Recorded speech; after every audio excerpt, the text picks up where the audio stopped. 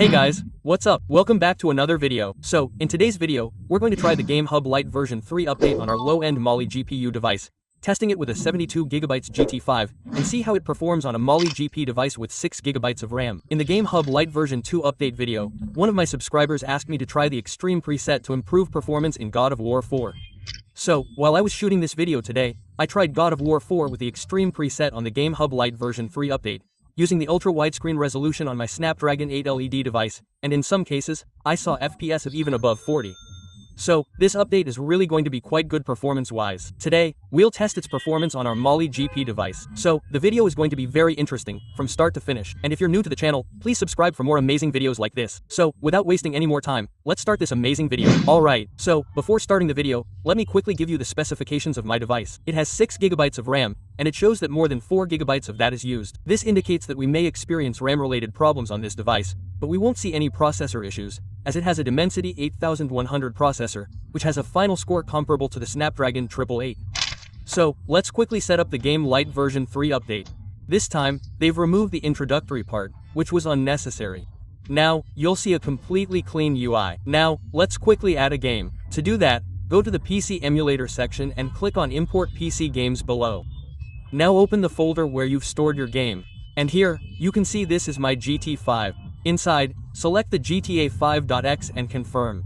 It will start adding some necessary files. This may take a while, so wait patiently. Okay, so it's complete. Now, go to the settings option and click on the 3 dots to access PC game settings. The resolution here is quite high. If you have less RAM, we'll select the lowest resolution. We'll set it to 960*544. You can go lower if you want, but I'll keep it at 960*544. After that, go to compatibility options. You don't have to change much here. Just set the preset to extreme in the translation params. Other than that, you don't need to change anything else. Everything should be kept by default. And here I set the RAM limit to 1GB.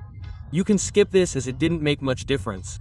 So now let's start the game and see what performance we get on my Mali GPU device, which only has 6GB of RAM. And guys, please watch the video from start to finish because what I'm going to tell you at the end is the most important. It will be very useful for you.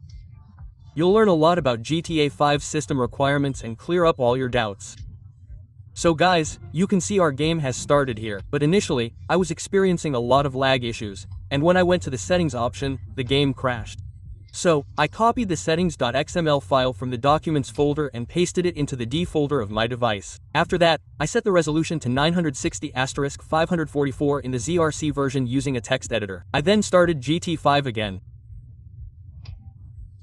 Many people ask, my GPU usage is showing 0%. So, your GPU usage is working fine, but the Gamehub's FPS counter is showing this issue. So, I open the hood of DXV, and you'll clearly see the GPU usage in the hood, indicating that yes, my GPU is clearly being used. Right now, you can see the FPS is quite playable, fluctuating between 40 and 30.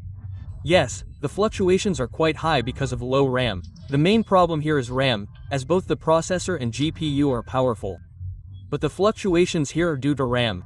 So, right now, the game is running very well, and I'd say it's completely playable. You can enjoy the game at this FPS.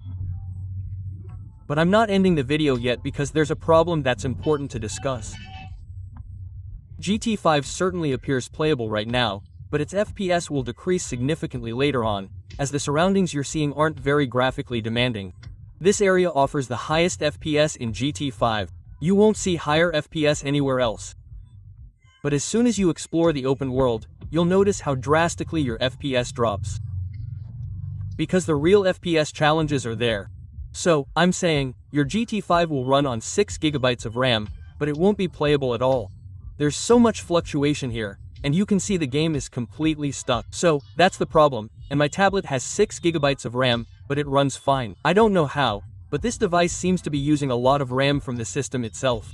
That's why we're experiencing this problem. Anyway, let's try GT4 here. As you may have noticed, I recently tried the Hong Kong version, and it had significant lag. But now, in the Lite version, we're seeing quite playable FPS in GT4. There are no fluctuations. For example, the Hong Kong version had significant fluctuations. But here, you can see there are no fluctuations, no graphical glitches, and overall performance is quite playable, even in open world areas. You can see the game is perfectly playable. Now, the important thing to understand is that you need a minimum of 6GB of RAM to boot GT5. But if you want a game that's playable, you should have at least 8GB of RAM. And always remember, if you're using or considering a device like the 8G3 or Snapdragon 8L, never buy 8GB or 12GB RAM variants, as they won't be able to fully utilize the processor's power.